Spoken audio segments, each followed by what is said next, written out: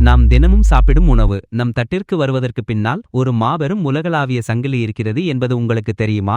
ஒருவேளை நாம் வாங்கும் அரிசியோ கோதுமையோ காய்கறியோ உலகின் எங்கோ ஒரு மூலையிலிருந்து வந்திருக்கலாம். ஆனால் இந்த உணவு விநியோகத்தை உண்மையில் யார் கட்டுப்படுத்துகிறார்கள்? உலகமே பசியின்றி வாழும் இந்த மாபெரும் பொறுப்பை யார் சுமக்கிறார்கள்? இந்த சிக்கலான கேள்விக்கு ஒரு தனிப்பட்ட பதிலை கண்டுபிடிப்பது சாத்தியமற்றது. ஏனெனில் உலகளாவிய உணவு விநியோகம் என்பது பல அடுக்குகளை கொண்ட ஒரு மாபெரும் அமைப்பு.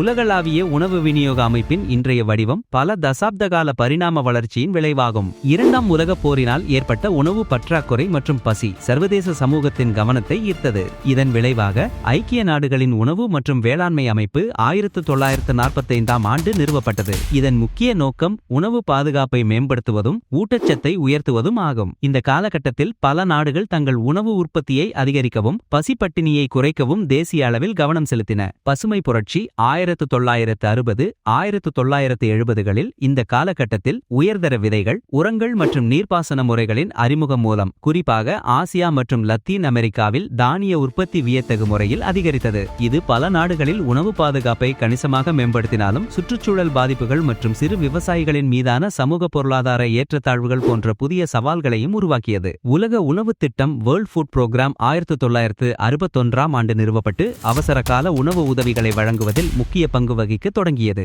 உலகமயமாக்கல் மற்றும் தாராளமயமாக்கல் 1980 90களில் உலக வர்த்தக அமைப்பு 1995இல் நிறுவப்பட்டதன் மூலம் உணவுப் பொருட்கள் மீதான வர்த்தக தடைகள் படிப்படியாக நீக்கப்பட்டன. இது உலகளாவிய உணவு வர்த்தகத்தை மேலும் ஊக்குவித்தது. பன்னாட்டு உணவு நிறுவனங்கள் தங்கள் செயல்பாடுகளை உலக அளவில் விரிவுபடுத்தி விநியோகச் சங்கிலியின் ஒவ்வொரு பகுதியிலும் தங்கள் ஆதிக்கத்தை நிலைநிறுத்தின. இன்று காலநிலை மாற்றம், மக்கள் தொகை வளர்ச்சி, நீர் பற்றாக்குறை, எரிபொருள் விலையேற்றம், நிதிச் சந்தைகளின் தாக்கம் மற்றும் புவிசார் அரசியல் மோதல்கள் போன்ற புதிய சவால்கள் உலக உணவு விநியோக அமைப்பின் ஸ்திரத்தன்மையை அச்சுறுத்துகின்றன.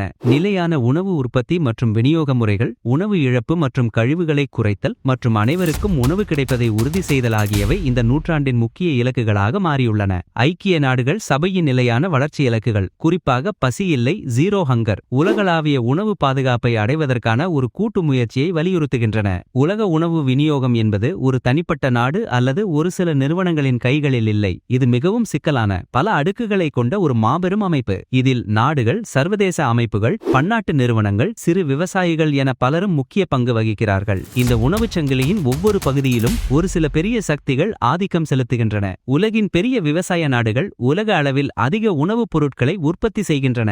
உதாரணமாக அமெரிக்கா, பிரேசில், சீனா, இந்தியா, ரஷ்யா போன்ற நாடுகள் உலக அளவில் முக்கிய உணவுப் பொருட்களின் உற்பத்தியில் முன்னணியில் உள்ளன. அமெரிக்கா சோளம் மற்றும் சோயா பீன்ஸ் உற்பத்தியில் உலகின் மிகப்பெரிய நாடாகும். உலக சோள உற்பத்தியில் சுமார் 35% மற்றும் சோயா பீன்ஸ் உற்பத்தியில் 35% அமெரிக்காவில் இருந்து வருகிறது. பிரேசில் சோயா பீன்ஸ், சர்க்கரை மற்றும் காஃபி உற்பத்தியில் உலகின் முன்னணி நாடுகளில் ஒன்றாகும். மாட்டிறைச்சி ஏற்றுமதியிலும் இது ஒரு முக்கிய பங்கு வகிக்கிறது. சீனா அரிசி, கோதுமை, சோளம் மற்றும் பன்றி இறைச்சி உற்பத்தியில் உலகின் மிகப்பெரிய நாடாகும். உலக அரிசி உற்பத்தியில் சுமார் 28% சீனா பங்களிக்கிறது. இந்தியா அரிசி, கோதுமை, பருப்பு வகைகள், பால் மற்றும் மசாலா பொருட்கள் உற்பத்தியில் உலகின் முக்கிய நாடுகளில் ஒன்றாகும். உலக அரிசி உற்பத்தியில் சுமார் 24% மற்றும் கோதுமை உற்பத்தியில் 14% இந்தியாவின் பங்களிப்பாகும். ரஷ்யா கோதுமை மற்றும் பார்லி உற்பத்தியில் உலகின் முன்னணி நாடுகளில் ஒன்றாகும். உலக கோதுமை ஏற்றுமதியில் சுமார் 20% ரஷ்யா கொண்டுள்ளது. இந்த நாடுகள் தங்கள் விவசாய கொள்கைகள், மானியங்கள், ஏற்றுமதி கட்டுப்பாடுகள், உற்பத்தி முடிவுகள் மற்றும் பருவநிலை மாற்றத்தால் ஏற்படும் விளைவுகள் மூலம் உலக உணவு விலையையும் விநியோகத்தையும் நேரடியாக பாதிக்கின்றன.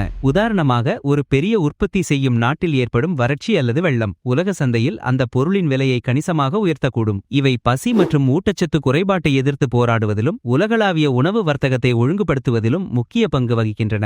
ஐக்கிய நாடுகளின் உணவு மற்றும் வேளாண்மை அமைப்பு உணவு பாதுகாப்பு, ஊட்டச்சத்து மற்றும் கிராமப்புற மேம்பாடு குறித்த தரவுகளை சேகரித்து பகுப்பாய்வு செய்கிறது. கொள்கை ஆலோசனை, தொழில்நுட்ப உதவி மற்றும் திறன் மேம்பாட்டு திட்டங்களை வழங்குகிறது. உலக உணவு பாதுகாப்பு மற்றும் ஊட்டச்சத்து நிலை போன்ற வருடாந்திர அறிக்கைகள் மூலம் உலகளாவிய உணவு பாதுகாப்பு நிலையை மதிப்பீடு செய்கிறது. உலக உணவு திட்டம் அவசரகால உணவு உதவிகளை வழங்குவதில் உலகின் மிகப்பெரிய மனிதாபிமான அமைப்பாகும். மோதல்கள், இயற்கை பேரழிவுகள் மற்றும் பொருளாதார நெருக்கடிகளால் பாதிக்கப்பட்ட மில்லியன் கணக்கான மக்களுக்கு உணவு வழங்குகிறது. 2020ஆம் ஆண்டில் அமைதிக்கான நோபல் பரிசை பெற்றது. WFP இன் செயல்பாடுகள் உணவு பற்றாக்குறை உள்ள நாடுகளுக்கு உயிர்நாடியாக அமைகின்றன. உலக வர்த்தக அமைப்பு உணவு வர்த்தக விதிகளை உருவாக்கி உலகளாவிய உணவுப் பொருட்கள் நகர்வுக்கு வழிவகுக்கிறது. விவசாய பொருட்கள் மீதான வர்த்தக தடைகளை குறைப்பது, மானியங்களை ஒழுங்குபடுத்துவது மற்றும் சந்தை அணுகலை மேம்படுத்துவது போன்றவற்றை இதன் விவசாய ஒப்பந்தம் அக்ரிமெண்ட் ஆன் அக்ரிகல்ச்சர் நோக்கமாக கொண்டுள்ளது. சர்வதேச விவசாய மேம்பாட்டு நிதியம் வளரும் நாடுகளில் உள்ள கிராமப்புற ஏழைகளின் வாழ்வாதாரத்தை மேம்படுத்துவதில் கவனம் செலுத்துகிறது. சிறு விவசாயிகளுக்கு நிதியுதவி மற்றும் ஆதரவை வழங்குவதன் மூலம் உணவு உற்பத்தியை அதிகரிக்கவும் வறுமையை குறைக்கவும் உதவுகிறது. உலக உணவு சங்கிலியில் பன்னாட்டு நிறுவனங்கள் ஒரு சக்தி வாய்ந்த பங்கை வகிக்கின்றன. இவை உணவு உற்பத்தியின் ஆரம்பம் முதல் நுகர்வு வரை பல நிலைகளில் ஆதிக்கம் செலுத்துகின்றன. Cargill, Archer Daniels Midland, Bunge, Louis Dreyfus company பொதுவாக ABCD நிறுவனங்கள் என அழைக்கப்படுகின்றன. இவை போன்ற சில பெரிய வர்த்தக நிறுவனங்கள் உலக தானிய வர்த்தகத்தின் பெரும்பகுதியை கட்டுப்படுத்துகின்றன. இந்த 4 நிறுவனங்களும் உலக தானிய வர்த்தகத்தில் சுமார் 70 முதல் 90 விழுக்காடு வரை கட்டுப்படுத்துவதாக மதிப்பிடப்பட்டுள்ளது. இவை விவசாயிகளிடமிருந்து பொருட்களை வாங்கி சேமித்து பதப்படுத்தி கப்பல் மற்றும் ரயில் போக்குவரத்து மூலம் உலகம் முழுவதும் விநியோகிக்கும் மிகப்பெரிய நெட்வொர்க்கை கொண்டுள்ளன. அவற்றின் கொள்முதல் முடிவுகள், சேமிப்பு உத்திகள் மற்றும் தளவாட கட்டுப்பாடுகள் உலகளாவிய உணவு விநியோகத்தில் நேரடி தாக்கத்தை ஏற்படுத்துகின்றன. Nestle, Unilever, PepsiCo, Coca Cola போன்ற பன்னாட்டு நிறுவனங்கள் உணவு பதப்படுத்துதல், பேக்கேஜிங் மற்றும் சில்லறை விற்பனை துறைகளில் ஆதிக்கம் செலுத்துகின்றன. இந்த நிறுவனங்கள் பல பிராண்டுகளை கொண்டுள்ளன, உலகளாவிய விநியோகச் சங்கிலிகளை கொண்டுள்ளன, மேலும் நுகர்வோர் விருப்பங்களையும் உணவு பழக்கவழக்கங்களையும் வடிவமைக்கின்றன. அவற்றின் கொள்முதல் முடிவுகள், விலை கொள்கைகள் மற்றும் சந்தை உத்திகள் போன்றவை உலக உணவு விநியோகத்தின் திசையை தீர்மானிக்கின்றன. பாயர் மோன்சான்டோ, சிங்கெண்டா, கோர்டெவா அக்ரிசைன்ஸ் போன்ற நிறுவனங்கள் விதைகள், உரங்கள், பூச்சிக்கொல்லிகள் மற்றும் விவசாய தொழில்நுட்பங்களை உற்பத்தி செய்து விநியோகிக்கின்றன. இந்த நிறுவனங்கள் விவசாய உற்பத்தியின் அடிப்படையை கட்டுப்படுத்துகின்றன, மேலும் விவசாயிகளுக்கு கிடைக்கும் உள்ளீடுகளின் விலை மற்றும் வகையை பாதிக்கின்றன. விவசாயிகள்தான் உணவு உற்பத்தியின் அடிப்படை. உலக உணவு உற்பத்தியில் 80 விழுக்காட்டுக்கும் அதிகமானவை சிறு விவசாயிகளால் உற்பத்தி செய்யப்படுகின்றன. அவர்கள் உலக மக்கள் தொகையில் சுமார் 2.5 பில்லியன் மக்களுக்கு வாழ்வாதாரம் அளிக்கிறார்கள். சந்தை விலையின் ஏற்றத்தாழ்வுகள், காலநிலை மாற்றத்தின் தாக்கம், வறட்சி, வெள்ளம், வெப்பநிலை உயர்வு, நீர் பற்றாக்குறை, கடன் சுமை, சந்தை அணுகல் இல்லாமை, நவீன தொழில்நுட்பத்திற்கான அணுகல் இல்லாமை மற்றும் இடைத்தரகர்களின் சுரண்டல் போன்ற பல சவால்களை அவர்கள் எதிர்கொள்கிறார்கள். விவசாயிகளின் வாழ்வாதாரம் மற்றும் உற்பத்தி திறன் உலக உணவு பாதுகாப்பில் நேரடி தாக்கத்தை ஏற்படுத்துகிறது. நிலையான விவசாய நடைமுறைகள் மற்றும் உள்ளூர் உணவு அமைப்புகளை பாதுகாப்பதில் இவர்களின் பங்கு இன்றியமையாதது. நிதிச்சந்தைகளும் உலக உணவு விநியோகத்தில் மறைமுகமாக பங்கு வகிக்கின்றன. சிகாகோ வர்த்தக வாரியம் CBOT போன்ற பரிமாற்றங்களில் உணவுப் பொருட்களின் எதிர்கால விலையை ஊகித்து வர்த்தகம் செய்யும் பொருட்கள் சந்தைகள் உணவுப் பொருட்களின் விலையில் பெரிய ஏற்ற இறக்கங்களை ஏற்படுத்தலாம். இது சில சமயங்களில் உணவு பற்றாக்குறையை அதிகரிக்கலாம் அல்லது உணவுப் பொருட்களை வாங்க முடியாதவர்களுக்கு விலையை எட்டாததாக மாற்றலாம். நிதி முதலீட்டாளர்கள் உணவுப் பொருட்களின் விலைகளில் ஊக வர்த்தகத்தில் ஈடுபடுவது உண்மையான தேவை மற்றும் விநியோகத்தை மீறி விலைகளை அதிகரிக்கக்கூடும் என்று விமர்சகர்கள் வாதிடுகின்றனர். உலகளாவிய நாணய மதிப்புகளின் ஏற்ற இறக்கங்களும் உணவு இறக்குமதி மற்றும் ஏற்றுமதியின் செலவை பாதிக்கின்றன.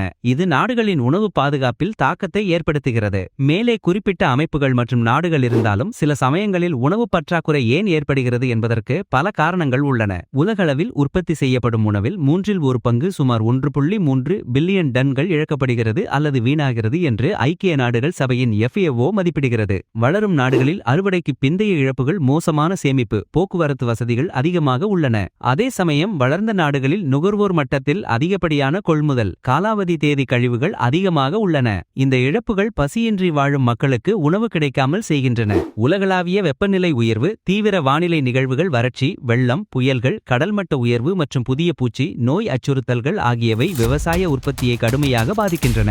இது பயிர் விளைச்சலை குறைத்து உணவு உற்பத்திக்கு அச்சுறுத்தலாக அமைகிறது. போர்கள் மற்றும் உள்நாட்டு மோதல்கள் உணவு விநியோக சங்கிலிகளை சீர்குலைக்கின்றன, விவசாய உற்பத்தியை தடுக்கின்றன, மக்களை இடம்பெயரச் செய்கின்றன மற்றும் உணவு பற்றாக்குறையை உருவாக்குகின்றன.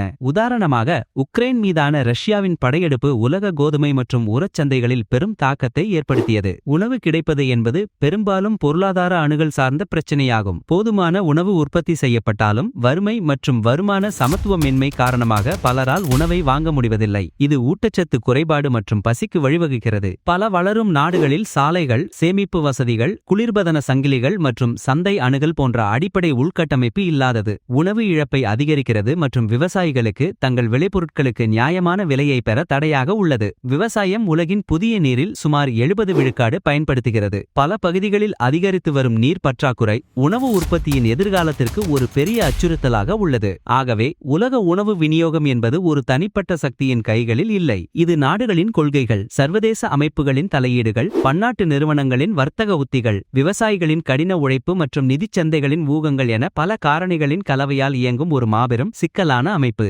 எதிர்காலத்தில் மக்கள் தொகை 2050ஆம் ஆண்டுக்குள் 9.7 பில்லியனாக உயரும் என்று ஐக்கிய நாடுகள் சபை கணித்துள்ளது. அதே நேரத்தில் காலநிலை மாற்றத்தின் சவால்கள் தீவிரமடையும் போது இந்த உணவு விநியோக அமைப்பை மேலும் திறம்பட நிர்வகிப்பது என்பது உலக நாடுகளின் மிகப்பெரிய சவாலாக இருக்கும். நிலையான விவசாய நடைமுறைகளை ஊக்குவிப்பது, உணவு இழப்பு மற்றும் கழிவுகளை குறைப்பது, காலநிலை மாற்றத்திற்கு ஏற்ற விவசாய முறைகளை உருவாக்குவது மற்றும் அனைவருக்கும் உணவு கிடைப்பதை உறுதி செய்வது ஆகியவை இந்த சவால்களை எதிர்கொள்வதற்கான முக்கிய வழிகளாகும். அனைவருக்கும் உணவு கிடைப்பதை உறுதி செய்வது வெறும் பொருளாதார பிரச்சனை மட்டுமல்ல, அது மனிதகுலத்தின் அடிப்படை தேவையும் ஒவ்வொரு நாட்டினதும் முக்கிய பொறுப்பும் ஆகும்.